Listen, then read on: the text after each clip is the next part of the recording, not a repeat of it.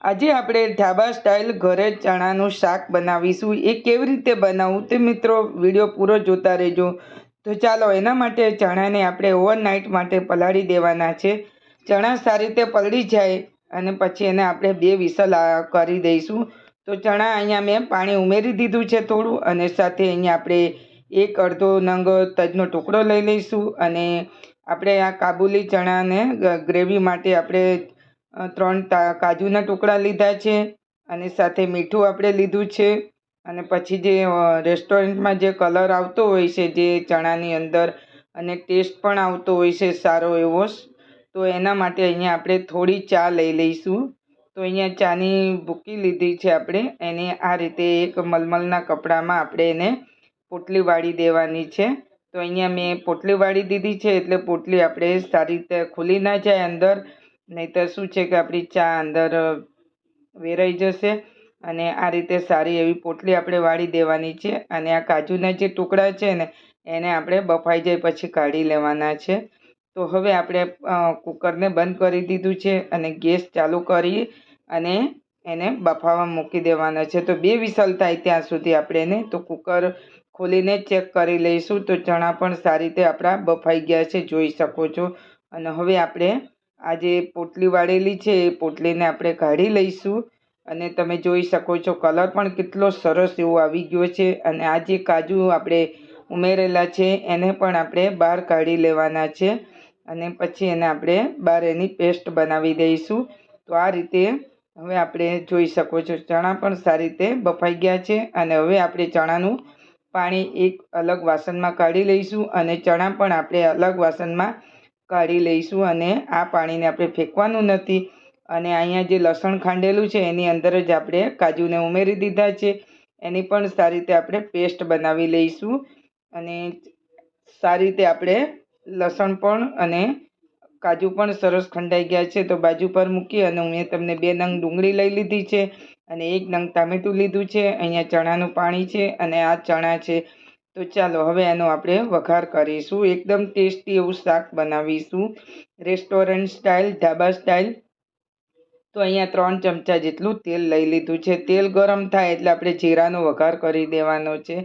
તો અહીંયા આપણે વઘારમાં જીરું અને હિંગ ઉમેરી દીધા છે। અને હવે આપણે તેલ ગરમ થયું એટલે ડુંગળીની પેસ્ટ અંદર ઉમેરી દેવાની છે। તો ડુંગળીનો કલર આપણે એનો બ્રાઉન કલર થાય ત્યાં સુધી આપણે એને સાંતળી લેવાની છે। ડુંગળીનો પણ જરા પણ આપણે કચાશ એવી રાખવાની નથી। તો અહીંયા તમાલપત્ર મેં અહીંયા ભૂલી ગઈ છું, અને આપણે સૂકા લાલ મરચાં અને ચક્કરફૂલ આપણે ઉમેરી દીધું। એ તેલ ગરમ થાય ત્યારે તમારે પણ અત્યારે આપણી ડુંગળી સતળાશે એટલે સારો એવો ટેસ્ટ આવી જશે। અને ડુંગળી પણ હવે સારી રીતે આપણી સરસ સોફ્ટ થઈ ગઈ છે, અને કલર પણ ચેન્જ થઈ ગયો છે। તો હવે આ સમયે આપણે ટામેટું ઉમેરી દઈશું। તો જો તમે તમારા ટેસ્ટ મુજબ તમે ઓછા વધતા મસાલા કરી શકો છો। તો અહીંયા તમારે જેટલી ગ્રેવી જોતી હોય એટલી ગ્રેવી તમે બનાવી શકો છો। તો અહીંયા આપણે લસણ અને કાજુની પેસ્ટ ઉમેરી દઈશું, એટલે ટેસ્ટ પણ એટલો સરસ આવશે ને। તો આ ઢાબા સ્ટાઇલ ને હોટલ સ્ટાઇલ આજે આપણે ઘરે છોલે ચણાનું શાક બનાવીશું। અને હવે આપણે સારી રીતે મસાલો પણ હવે એમાં ડ્રાય ઉમેરી દઈશું। તો સારી રીતે ડુંગળી પણ સોફ્ટ થઈ ગઈ। તો અહીંયા ધાણા પાવડર લીધો છે, અને આ રીતે હળદર લીધી છે, અને જીરું પાવડર લઈ લીધો છે, અને હવે આપણે લાલ મરચું પાવડર લઈ લેવાનું છે। અહીંયા 1 ચમચી આપણે લાલ મરચું પાવડર ઉમેરી દીધું છે। અને હવે સારી રીતે મસાલો તેલ છૂટે ત્યાં સુધી એને આપણે ચલાવતા રહીશું, અને સારી રીતે મસાલા કૂક થવા જોઈએ, અને નહીંતર શું એનો કાચાપણું લાગે ને તો ટેસ્ટ પણ નહીં આવે। તો સારી રીતે આપણે મસાલો પણ સરસ જો તેલ છોડી દીધું છે, તો આ સમયે આપણે ચણાનું પાણી ઉમેરી દઈશું જે અલગથી કરેલું હતું ને એ જ। અને તમારે તમારા ટેસ્ટ અને તમારે કેટલી ગ્રેવી જોઈએ છે, કેટલો રસો જોઈએ છે એ પ્રમાણે તમે રસો ઓછા વધતો કરી શકો છો। તો અહીંયા અત્યારે મેં ચણાનું પાણી ઉમેરી દીધું છે, અને જરૂર લાગશે તો થોડું પાણી આપણે આગળ લઈશું। તો અહીંયા મેં ચણાનો મસાલો લીધો છે, સાથે થોડા ધાણા પણ ઉમેરી દીધા છે।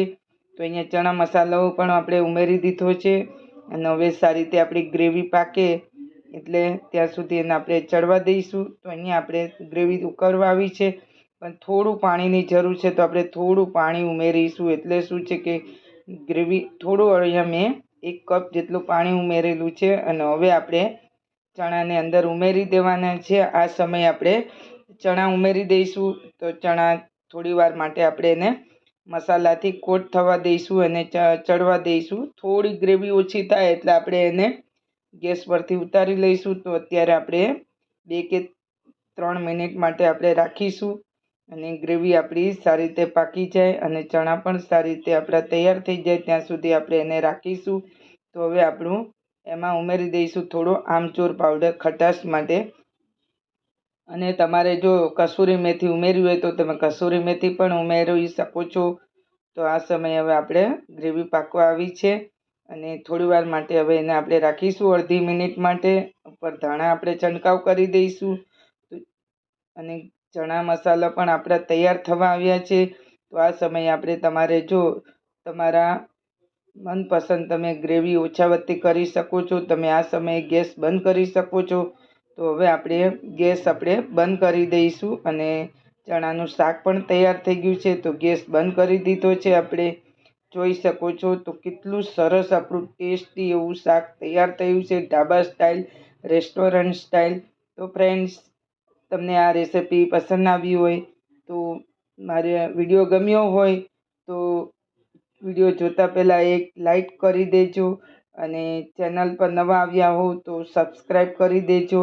અને ફરી પાછી જ્યારે હું વિડીયો મૂકું ત્યારે તમને મારા વિડીયોનું નોટિફિકેશન મળે અને સૌથી પહેલાં તમે મારા વિડીયો જોશો. તો ફરી મળીશું આપણે નવી રેસિપી સાથે. ત્યાં સુધી મિત્રો એન્જોય કરો અને આને તમે રોટલી, નાન, પરાઠા કે રાઈસ સાથે પણ ખાઈ શકો છો. તો તૈયાર છે આપણું ઢાબા સ્ટાઇલ, રેસ્ટોરન્ટ સ્ટાઇલ